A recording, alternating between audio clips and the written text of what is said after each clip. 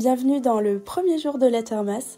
Alors aujourd'hui, je te montre comment réaliser une boule de Noël personnalisée comme ça, avec une initiale en 3D. Ouais, c'est un jingle à la bouche, parce que j'ai pas de budget. Tu vas avoir besoin de boules de Noël, forcément. Alors, des tailles différentes, des couleurs différentes, peu importe, ça fonctionne quand même vachement mieux sur des boules unies.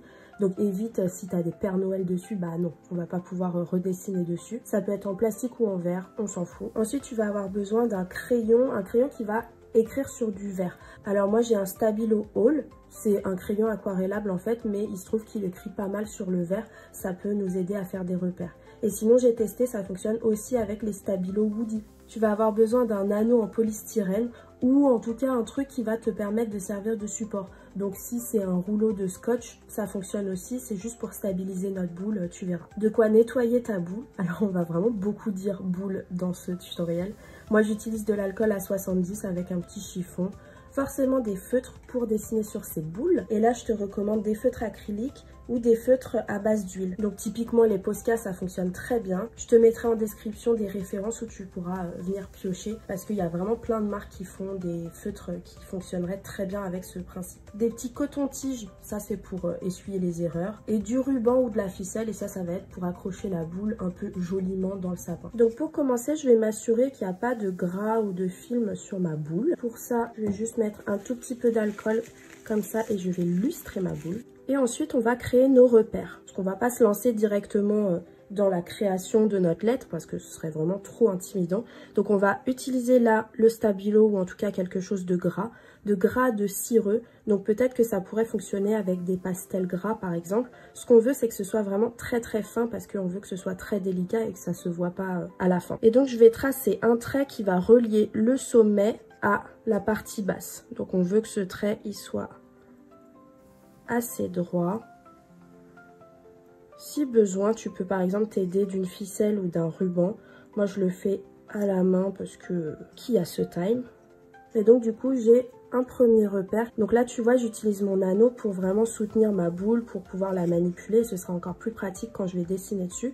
Mais comme tu peux le voir, un truc de scotch, ça pourrait fonctionner très bien. Ou même, je pense que ça pourrait fonctionner si tu découpes le haut d'un rouleau de papier toilette. Ce qu'on veut, c'est un petit anneau qui permette de stabiliser notre boule. Une fois que j'ai un axe dans ce sens-là, je vais essayer de créer un axe dans ce sens-là.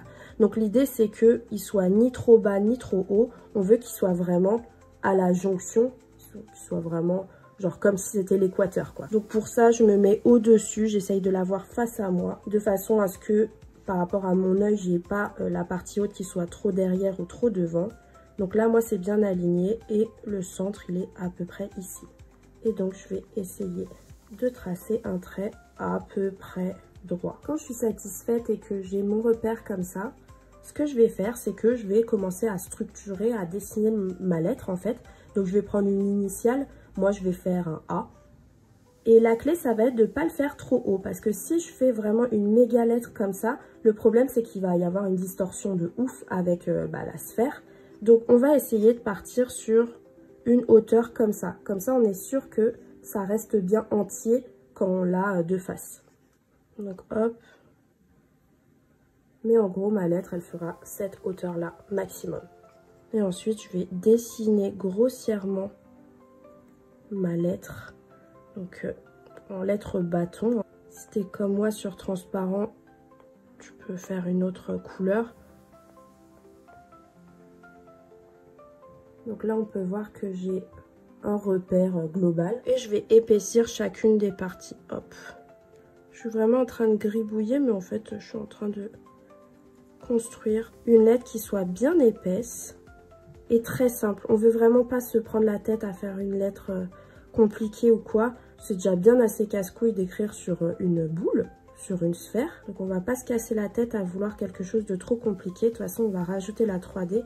Et ça va vraiment faire une boule très habillée. J'ai mis un fond, comme ça on voit mieux. Et donc là, on va créer une 3D. Alors, on ne va pas rentrer dans les détails vraiment de la création de la 3D. Mais ce qu'il faut retenir, c'est que on va prendre les extrémités et on va faire un premier trait, hop, comme ça. Et à chaque extrémité, on va faire un trait qui est dans la même direction et parallèle à notre premier. Donc n'hésite pas à t'inspirer de 3D que tu peux voir. C'est des formes de lettres qu'on peut retrouver facilement sur internet. Et si vraiment la 3D ça t'intéresse et que tu voudrais apprendre à créer des belles perspectives, quelle que soit la forme de la lettre de départ, j'ai un workshop en ligne qui s'appelle Fabulous 3D et qui enseigne exactement ça, donc plusieurs styles de perspectives à appliquer sur les lettres pour leur donner vie, pour leur donner un petit peu plus de consistance. Maintenant, j'utilise mon coton-tige et je vais effacer en fait tous mes repères. Tout ce qui n'est pas quelque chose que je vais retracer, je l'efface, je frotte. Ça n'a pas besoin d'être parfait hein, parce que dans tous les cas, on va remettre un feutre qui est hyper couvrant par-dessus, mais au moins on est sûr de ne pas se gourer. Et maintenant, on va passer à l'étape un peu touchy, on va mettre de l'encre. Donc là, je te recommande d'utiliser 2 à 3 couleurs différentes. Moi, je vais utiliser du rouge, du rose et du rose plus clair. Et on va commencer par la perspective. Je vais prendre la couleur la plus claire. J'amorce bien mon feutre et je vais faire toutes les parties de perspective qui sont en haut. Il n'y en a pas beaucoup, tu vas voir. Donc là, c'est vraiment ma boule qui va tourner, c'est pas moi qui vais tourner autour de ma boule. Et je fais vraiment des petits traits, l'idée c'est de pas tout foirer quoi. Et on prend bien son temps. Après, pas de panique si tu rates.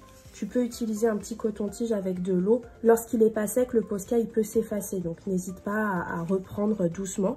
Et n'oublie pas que personne n'aura vraiment le nez dessus. Et voilà pour le rose clair. Je prends maintenant mon rose un tout petit peu plus foncé. Et je vais faire la perspective aussi. Mais là, cette fois, je vais faire tout ce qui se trouve vers la droite. Là, une fois de plus, je vais tout doucement. Et j'essaye en fait de m'appuyer. Alors pas trop fort, hein, c'est du vert.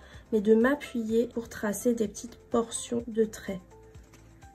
Parce que le fait de le faire comme ça, à main levée, c'est beaucoup plus difficile. Et donc moi qui suis droitière, j'essaye de faire en sorte que la pointe de mon feutre, elle dessine l'extérieur de ma perspective. Si tu es gauchère, tu vas plutôt dessiner, hop, comme ça. Et comme ça, cette partie-là. Parce qu'on est plus précis avec la pointe. Fais bien attention quand tu t'appuies avec la petite partie du doigt là, de bien le faire sur une partie qui n'a pas été déjà ancrée. Donc si tu es sur une boule foncée ou bien une boule transparente comme moi, peut-être que ce sera pas parfaitement opaque. Franchement, on va pas trop se prendre la tête là-dessus parce que tu verras après, une fois dans le sapin, ça se voit pas. Et on va terminer par la lettre elle-même que je vais faire en rouge. Donc là, je commence par les contours, ce qui demande le plus de précision.